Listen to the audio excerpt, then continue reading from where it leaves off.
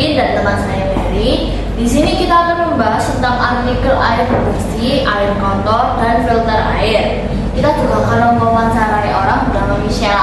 Halo semuanya. Aku mau cerita tentang artikel kekurangan air bersih Bu Badesa, boleh nggak? Boleh banget, apalagi kan kali ini tuh kita lagi di mana banyaknya air kotor gitu. Iya benar banget. Nah, jadi di artikel ini tuh diceritain kalau ada sebuah desa gitu kekurangan air bersih. Mereka ada air, cuman airnya itu kotor, jadi nggak bisa dikonsumsi gitu loh. Kan kasihan, nggak bisa mandi, nggak bisa makan, nggak bisa minum. Kan mereka kayak tersiksa gitu loh. Iya, Kasihan. iya bener banget. Terus waktu perasaanku ngedengerin soal ini tuh hatiku rasanya kayak hancur, itu sedih banget. Soalnya kan udah gak bisa minum, gak bisa mandi, terus apalagi waktu kita kesel gitu, kita kesel kan juga pasti butuh air minum kan. Kalau nggak minum kita kesedak terus gak bisa nafas, terus gak bisa meninggal. Terus kalau nggak minum kita dehidrasi, kita juga bisa meninggal juga. Kalau kita nggak mandi itu kita pasti kena penyakit kulit. Siapa yang mau punya penyakit kulit kan juga gak ada kan. Nggak main-main gitu guys. Iya bener banget. Nah, ya sih aku juga ngerasa kayak gitu.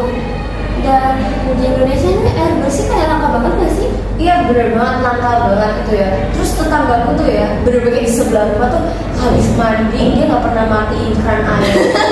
Dia bahkan langsung kayak udah mandi pakai air langsung keluar. Kenapa ya? Karena dia tuh kayak gak mau peduli sama air. Dia mungkin berpikir kayak air bersih itu nih banyak, jadi aku nggak perlu kayak bikin filter air atau nggak buat filter air itu kayak gak guna banget. Terus mereka tuh habis mandi keluarin, maksudnya keluar gak matiin kerannya itu pasti airnya kan penuh terus meluber kemana-mana itu buang-buang air. Kasian banget juga sama orang yang lagi butuh air bersih. Terus mereka kayak melihat orang yang air bersih itu banyak, mereka langsung bilang tuh pasti mereka kayak bagaimana dengan aku itu kan pasti kayak gitu. Sakit hati. Iya juga, selain itu juga karena kecemas sih, banyak orang yang habis pakai air kotor itu langsung dibuang ke air, airnya itu dibuangnya ke air yang bersih. Kan jadi kayak buat apa sih, kan tambah polusi, nggak bisa dikonsumsi, kan airnya tambah kotor, tambah susah-susah itu filter airnya. Iya benar banget, kita juga bisa buat filter air buat bersihin air kotor loh. Filter air ini bisa dibuat dari botol bekas, lalu arang, kapas, batu, dan batu kerikil. Oh iya lupa, tisu dan pasir. Filter air ini bermanfaat tahu, meskipun ada kurangnya tapi sedikit lah. Iya bermanfaat dan juga bisa bersihin air gitu. Ya. Ini buatnya juga gampang banget, bisa lihat di YouTube. Ya benar banget sih, soalnya aku juga pernah ngalamin, benar-benar itu susah banget gitu loh. Air kotornya itu kayak benar-benar kotor pol, aku nggak bisa mandi, nggak bisa makan, nggak bisa minum, itu kayak puasa berjamaah. Pasti nyiksa ya kan Rasanya sama sih.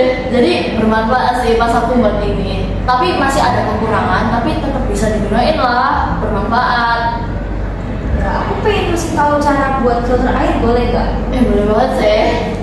Nah, jadi kamu tuh bisa nyiapin kayak batu itu. Pertama tuh botol bekas. Terus kita bisa pakai botol, maksudnya batu kerikil, terus batu yang besar tapi nggak lumayan besar lah.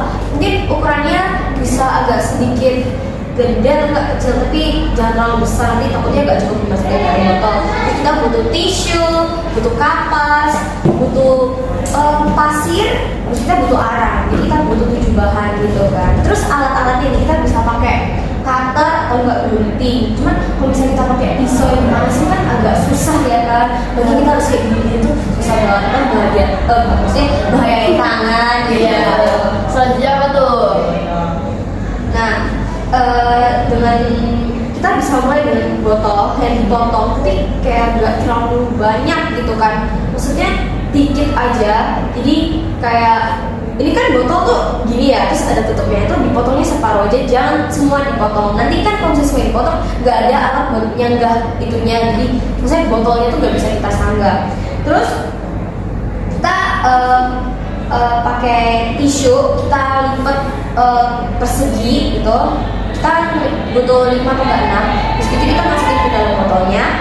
Habis itu kita bisa pakai kapas itu kita bisa pakai 5 atau enggak 6 atau enggak lebih banyakkan lagi biar hasilnya bisa lebih maksimal gitu kan.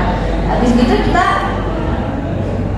masukin batu kerikil, habis itu kita masukinnya tuh sebar biar dia nggak stay di tempat-tempat itu aja, jadi biar makin hasilnya juga bisa makin perfect lah mungkin.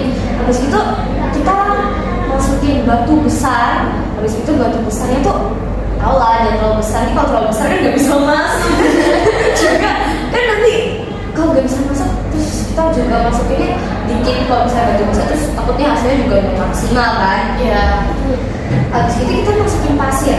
Nah pasir ini kita masukinnya mungkin nggak banyak kan atau enggak banyak kan gitu, itu masukinnya tuh secukupnya aja. Nah habis itu kita tambahin lagi nih pakai kapas atau enggak tisu gitu, masukin yang rata biar enggak kayak tadi dia nggak stay di situ aja. Jadi kan kalau saya nyebar itu bisa jadi airnya cukup bersih kan, maksudnya harus merata gitu. Iya. Nah terus itu misalnya kita ini kan lagi eksperimen ya. Nah kalau gitu kita butuh air kotor, jadi udah kita campur pakai pasir, kita kocok pakai botol. Habis gitu kita tuangin yang tadi habisnya yang kita berdua mungkin, terus kita kan udah taruh penyangganya kan, nah kita bisa lihat hasilnya di situ. Itu hasilnya bisa bening atau nggak bisa agak kekuningan. Itu kelemahannya dia agak kekuningan dan nggak terlalu bersih. Nah kalau udah jadi itu nanti hasilnya kayak gini. Cuman ini gimana ya, udah dipakai jadi mengkerut atasnya, maaf ya. Ya bermanfaat banget sih, soalnya aku juga pernah buat pas aku masukin air kotornya itu bener-bener bening, tapi masih ada kekurangannya lah, kayak baunya itu loh. Kita ngambil dari air itu pasti gobrak. Iya. Nah juga jangan lupa hemat air ya, soalnya penting banget. Meskipun meskipun cuma air kotor doang, itu sama aja sih, kita juga nggak bisa hemat. Itu kayak hemat itu air bersih, makanya jangan lupa hemat. Juga jangan kayak tuang air kotor ke air bersih ya, soalnya itu bisa tercemar terus polusi, jadi nggak bisa dikonsumsi itu airnya. Jadi kayak langkahnya itu tambah banyak gitu guys. Juga jangan matiin air keran pas sudah selesai. Bener banget nih guys, jangan lupa dilakuin ya. And thank you for listening.